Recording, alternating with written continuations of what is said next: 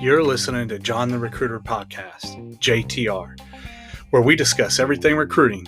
If you're looking to get into recruiting or to become a re-energized recruiter, stay tuned and be prepared to be motivated. Welcome to episode 5 of the JTR podcast. In this episode, I'm going to start with the prospecting modes that we mentioned in episode 3. Now that you've started your recruiting career, you have an idea how to build a plan, how to build your brand, and build your social media. Let's get into how to start filling your funnel with candidates by prospecting. The prospecting modes I was trained on and use are PDC, which is personally developed contacts, events, referrals, and mining. Prospecting is what makes the recruiter great. And if you perfect it, you will be relentless. Prospecting is not coming into work each morning and going through resumes in your ATS.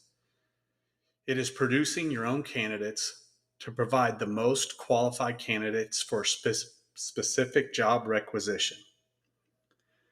What happens when those resumes are not qualified or the candidates haven't applied in your ATS? That's why we prospect. A lot of recruiters that wait for candidates to come in to either apply or good resumes that are going to come into the system, they might be waiting a long time. That's why great recruiters learn how to prospect on their own and find good candidates that get hired faster. I'm going to start with events. Events are planned recruiting evolutions like job fairs, school visits, awareness events, community events, and organization events. Anywhere you can set up a booth, table, put out information, or get in front of candidates. Where do you find these events? I'd start with Google. You're going to look for job fairs, career fairs, community events, look on community calendars, look at your local chamber of commerce, look for organizational events, look on Eventbrite, Handshake, go on social media, look for upcoming events on all platforms. Remember earlier from building your social media, the more connections you have, the more information you can get. I see a lot of recruiters every day talking about upcoming events. How do you plan for these events? It's important that you plan ahead for events. You look at your needs or what jobs you post the most in your company. Look at events that can help you with these. Look for events that are within your budget and you can get the most bang for your buck. Look for free events. I always say if it's free, it's me. Plan and select events with your availability in mind. If you have a busy month ahead, try not to plan too many events because you already have a lot going on and you don't want to plan events and miss them. It could hurt your budget. Or if people think you're coming and you don't show up, it could hurt your reputation. Plan events for their time of need. Don't go to a spring college career fair if your intern postings are in the fall, because then you're going to miss candidates because your postings have already closed. Make an events calendar and invite those from the field that you want to go with you, and plan ahead. I used to always if I was going to, recruit for IT, try to bring some of that IT knowledge with me. So if I found candidates that were asking me questions that I might not know everything about, I had maybe an IT professional with me that could help answer some of their questions that might be specific to my company with the IT. Order enough supplies for the events. You want to have enough in case you add some extra events or numbers you plan for. You don't want to be short. You can always carry over to the next year. And one thing that I always like to plan is plan for more for these events, because if you're at an event and you run out of stuff, or you add an extra event and you don't have enough, it's just not good for you. So try to get enough stuff to be prepared. Before your planned event, here's some things to be prepared for. Know what your current job recs that are posted before you go. What are some pay ranges of any of those? And any updated new information about your company? What's happening in your company? Remember, when you go to these events, these candidates might have already done their research. So if you're not up to date what's going on and they ask you questions about it, you need to be prepared and be ready to answer those questions. If you have candidates from that school, call them in advance and let them know that you're coming and that you're going to be on site. Will you be able to hold on-site interviews or make offers? Some people think that's crazy. I used to like to, hey, can we do interviews on site? And are we allowed to make offers? This could beat your competitors. And what I used to always do is if you ask, hey, do you guys have a private room where we could pull somebody and maybe do an interview? We might be able to give a job here or get them through a process in the step to getting a job. A lot of job fairs or career fairs or colleges like that, and they might be able to accommodate you. And you know what? You don't know unless you ask. Invite other employees, that might attend or did attend that school. Um, that could help you, especially if it's a career fair. You can always add an incentive to them for referrals. You can make up incentives. Maybe you'll give them a gift card. Maybe you'll do something else for them. And it entices them to come with you, maybe to their alma mater.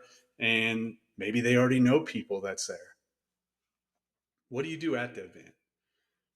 You be early and you get set up and ready to go for the people so you can turn them into candidates. You have a sign up sheet, an iPad, a computer with an Excel sheet ready to capture candidate information. You get all the names, numbers, emails you can. This is very important. I tried to capture as much information as I can. I didn't want to be at a job fair and meet all these great people and have no way to connect with them. Be relentless. Do not be a table sitter. I've seen it all the time at every job fair or career fair I went to. And I used to laugh because all these people that were recruiters would sit there, and some of them would even be on their phones and not even paying attention to who was walking by. And this was for companies. And I used to laugh because I'd say companies are paying these people to be at this job fair to gather candidates. And this recruiter is sitting at a table not even paying attention. And candidates are probably already nervous enough. It's already hard enough for them to walk up to you. So sometimes you have to be the one to start the conversation. So if you can be in front of your table, be relentless. Start the conversation. If it's you're at a career fair or job fair where you have to stay behind your table, I've been at a few of those. You can still start a conversation first and get people to approach you.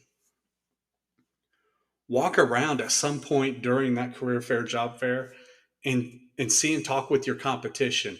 There also might be other organizations or other groups there that might be someone there to help you with your recruiting needs or might produce referrals for you that might be attending that affair. I've seen that before. What happens after the event? I like to follow up with candidates ASAP by either sending an email, a text, or a call. And I thank them for being at the event and being able to spend some time to talk with me. And I look forward to working with them. And then if I can, I try to schedule a screening or an interview as soon as I can. And I always say, hey, is there someone else that I should be talking to? So don't forget to ask for referrals because you always got to keep building your brand. What do you do with all this information that you gather at these events? If it's resumes or you get a name, email, phone list, build a database. You never know when a job arises that they could be a great fit for. So if you get all this information now and you're like, I don't have anything for this person, keep it, build a database, and hold on to it because you never know when you'll need their information later. Plus, if you ever have a mass hire for your company, these databases can be a great start for you to start connecting with candidates. And we're going to discuss this in a later episode when we talk about mass hires. Performing your own analysis. How did it go? Was there a good ROI, return on investment? Especially if it is a reoccurring event. Maybe it's a career fair that your company goes to every year. Should we do it again? If not, you're going to have the information to show why it's not cost effective. Hey, we've gone to this the last 4 years and we spent this amount of money and we've only got 3 candidates and none of them have gotten hired. Or we've gone to this event the last 4 years and we spent this amount of money and we've gotten 35 hires. It's a great event. Especially for community events where recruiters set up booths and tables. Was it worth it? The money just for awareness? Or did we get hires from it? And I've seen a lot of community events, which are great to go to because it is awareness for your company, but the time we put into it, is it really worth it for the recruiters to go to and spend all that time to really not get interviews, screenings, or hires? And that's something that if you look at the cost compared to the return of investment ROI. So I think this is a good start on events. And I'll discuss how to build and conduct a mass hire later after I cover the other 3 prospecting modes: PDC, referrals, and mining.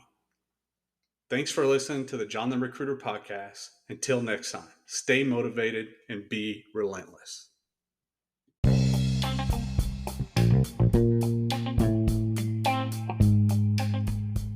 Thank you for listening to the JTR podcast. I retired in 2018 from the United States Navy as a Master Chief, and most recently was a Director of Recruiting for a company with over 80,000 employees. With over 25 years of experience in recruiting and recruiting leadership in some of the most challenging fields and markets. Stay tuned for more tips to be relentless. Stay motivated.